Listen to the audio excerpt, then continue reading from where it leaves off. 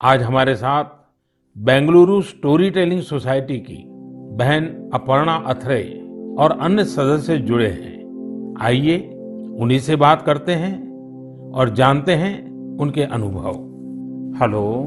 नमस्कार आदरणीय प्रधानमंत्री जी, कैसे हैं आप? मैं ठीक हूँ, आप कैसे हैं अपर्णा जी? बिल्कुल बढ़िया सर जी।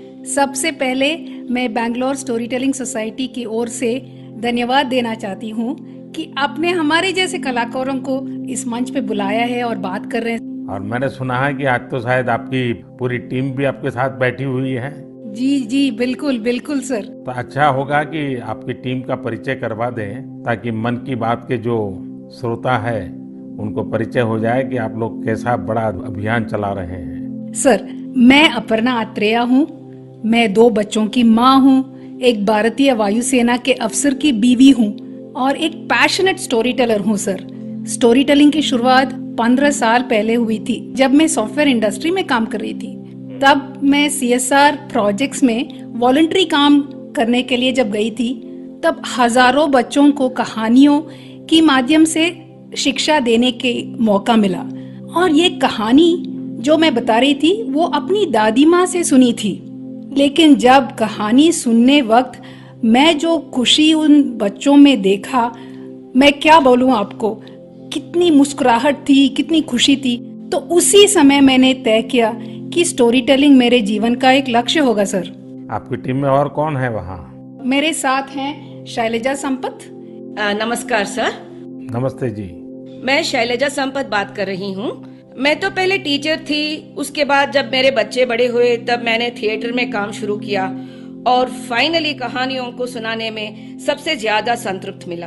धन्यवाद। मेरे साथ सौम्या है। नमस्कार सर। नमस्ते जी। मैं हूँ सौम्या श्रीनिवासन।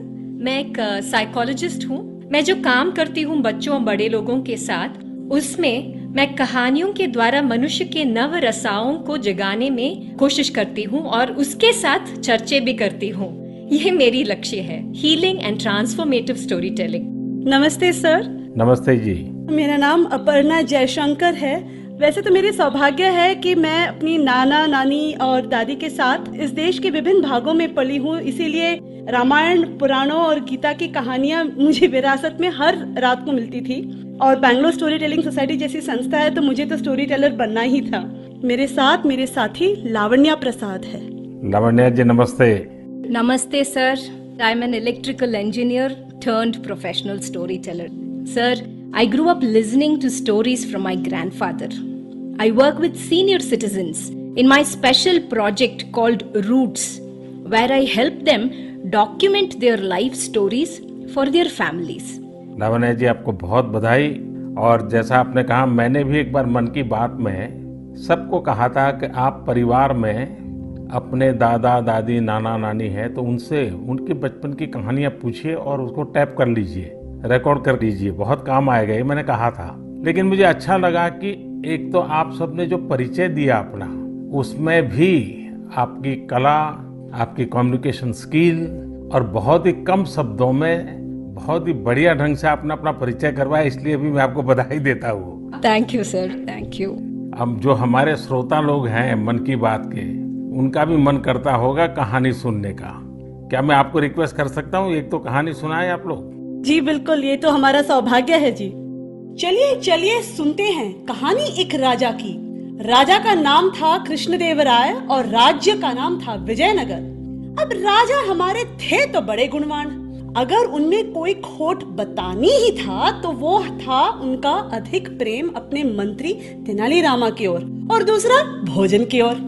राजा जी हर दिन दोपहर के भोजन के लिए बड़े आस से बैठते थे कि आज कुछ अच्छा बना होगा, और हर दिन उनके बावर्ची उन्हें वही बेजान सब्जियां खिलाते थे। तुरई, लौकी, कद्दू, टिंडा, उफ।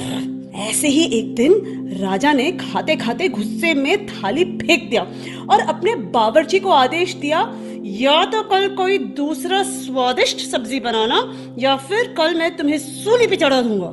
बावर्ची बेचारा डर गया। अब नई सब्जी के लिए वो कहाँ जाए?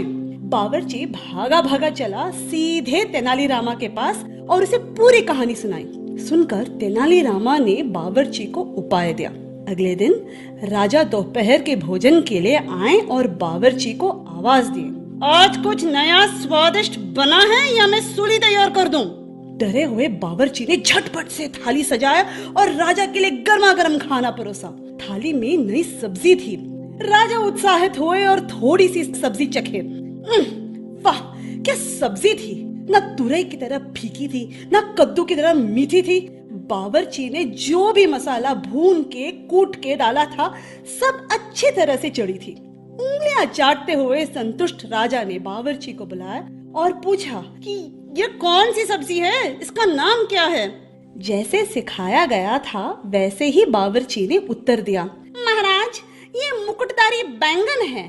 प्रभु, ठीक आप ही की तरह यह भी सब्जियों का राजा है और इसीलिए बाकी सब्जियों ने बैंगन को मुकुट पहनाया। राजा खुश हुए और घोषित किए, आज से हम यही मुकुटधारी बैंगन खाएंगे और सिर्फ हम ही नहीं, हमारे राज्य में भी सिर्फ बैंगन ही बनेगा और कोई सब्जी नहीं बनेगी। राजा और प्रजा दोनों खुश थे। यानी पहले पहले तो सब खुश थे कि उन्हें नई सब्जी मिली है, लेकिन जैसे ही दिन बढ़ते गए सुर थोड़ा कम होता गया। एक घर में बैंगन भरता तो दूसरे के घर में बैंगन भाजा, एक के यहाँ कत्ते का सांबार तो दूसरे के यहाँ वांगी बात। एक ही बैंगन बेचारा कितना रूप धारण करे। धीरे धीरे राजा भी तंग आ गए। हर दिन वही बैंगन। और एक दिन ऐसे आया कि राजा ने बावर्ची को बुलाया और खूब डांटा, तुमसे किसने कहा कि बैंगन के सर में मुकुट है? इस राज्य में अब से कोई बैंगन नहीं खाएगा। कल से बाकी कोई भी सब्जी बनाना, लेकिन बैंगन मत बनाना। जैसे आपकी आज्ञा महाराज, कह के बावर्ची सीधा गया तेनालीरामा के पास। तेनालीरामा ने के पांव पड़ते हुए कहा कि मंत्री जी धन्यवाद, आपने हमारी प्राण बचा ली। आपके सुझाव के वजह से हम कोई भी सब्जी राजा जी को खिला सकते हैं। तेनालीरामा हंसते हुए कहा, वो मंत्री ही क्या जो राजा को खुश न रख सके। और इसी तरह राजा कृष्णदेवराय और मंत्री तेनालीरामा की कहानियां बनती रही और लोग सुनते रहे। धन्यवाद। आपने बात में इतनी एग्जैक्टनेस थी, इतनी बारीकियों को पकड़ा था। मैं समझता हूँ बच्चे बड़े जो भी सुनेंगे कई चीजों का स्मरण रखेंगे। बहुत बढ़िया ढंग से आपने बताया। और विशेष कोइंसिडेंस ऐसा है कि देश में पोषण माह चल रहा है और आपकी कथा भोजन से जुड़ी हुई है। और मैं जरूर ये जो स्टोरी टेलर्स आप लोग हैं और भी लोग हैं, हमें किस प्रकार से हमारे देश की नई पीढ़ी को हमारे महान महापुरुष, महान माताएं बहनें जो हो गई हैं, कथाओं के माध्यम से उनके साथ कैसे जोड़ा जाए। हम कथा शास्त्र को और अधिक कैसे प्रचारित करें, पॉपुलर करें और हर घर में अच्छी कथा कहना, अच्छी कथा बच्चों को सुनाना, ये जाने जीवन की बहुत बड़ी क्रेडिट हो। ये वातावरण कैसे बनाए, उस दिशा में हम सब ने मिलकर काम करना चाहिए। लेकिन मुझे बहुत अच्छा लगा आप लोगों से बात करने कर और मैं आप सबको बहुत शुभकामनाएं देता हूँ। धन्यवाद। धन्यवाद सर। कहानी के द्वारा संस्कार सरिता को आगे बढ़ाने वाली इन बहनों को हमने सुना। मैं जब उनसे फोन पे बात कर रहा था, इतनी लंबी बात थी, तो मुझे लगा कि मन की बात के समय की सीमा है। तो मेरे उनसे जो बातें हुई है वो सारी बातें मैं मेरे नरेंद्र मोदी ऐप पर अपलोड करूंगा।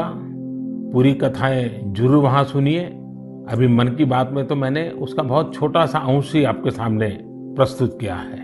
मैं जरूर आपसे आग्रह करूंगा, परिवार में हर सप्ताह आप कहानियों के लिए कोई समय निकालिए। और ये भी कर सकते हैं कि परिवार के हर सदस्य को हर सप्ताह के लिए एक विषय तय करें। जैसे मानो करुणा है, संवेदनशीलता है, पराक्रम है, त्याग है, शौर्य है, कोई एक भाव।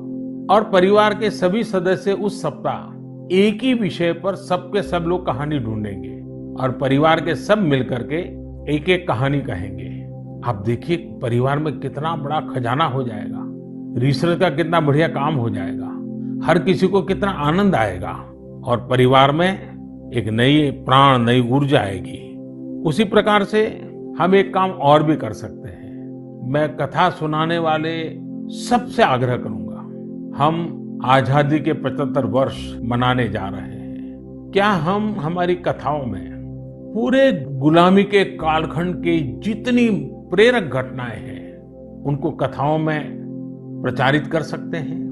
विशेषकर 1857 से 1947 तक हर छोटी मोटी घटना से हम हमारी नई पीढ़ी को कथाओं के द्वारा परिचित करा सकते हैं। मुझे विश्वास है कि आप लोग जरूर इस काम को करेंगे। कहानी कहने की ये कला देश में और अधिक मजबूत बने, और अधिक प्रचारित हो और सहज बने, इसलिए आओ हम सब प्रयास करें।